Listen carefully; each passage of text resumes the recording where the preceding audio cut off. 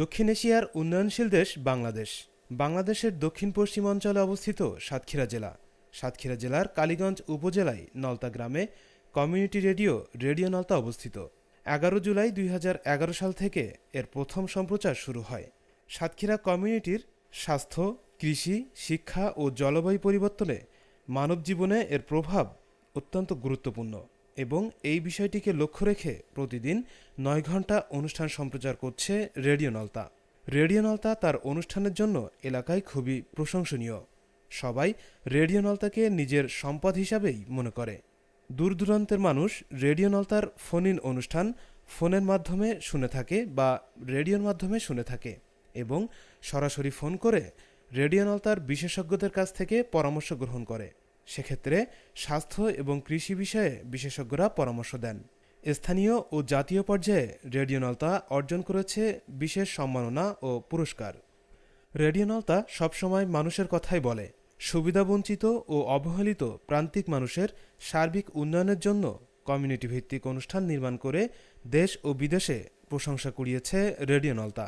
কণ্ঠহীনের কণ্ঠস্বর এই স্লোগানকে সামনে রেখে এগিয়ে যাচ্ছে দুরন্ত গতিতে। কৃষি নির্ভর বাংলাদেশে কমিউনিটি রেডিও রেডিও নলতা অবদান রেখেছে অনেক বেশি। রেডিও নলতা কৃষি বিষয় নিয়ে অনুষ্ঠান সম্প্রচার করে, যার নাম ফসলের মাঠ। অনুষ্ঠানে কৃষকরা সরাসরি ফোন করে কৃষি কর্মকর্তার কাছ থেকে পরামর্শ নিতে পারেন।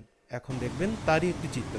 স্যার, আমি এই যে ফসল খেতে সোলার বা ডালবেরি ওষুধ ব্যবহার করি, এটা ভালো কাজ আসছে না। আপনাদের কি পরামর্শ? বিরিয়ানি পাউডার দিচ্ছি ভিটামিন জন্য।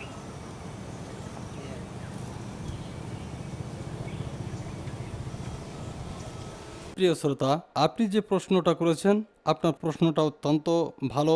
আপনি যে কীটনাশক ব্যবহার করছেন, এটার পরিমাণ একটু কম হয়ে গেছে। সে কারণে আপনি আপনার ওই কীটনাশকের পরিমাণটা একটু বাড়িয়ে দেন, আর সাথে সাথে এক্সফেমেন ফাদ ব্যবহার করুন। আপনার পোকা অচিরেই নির্মূল হয়ে যাবে। আমার নাম মোহাম্মদ শহর আলী। আমি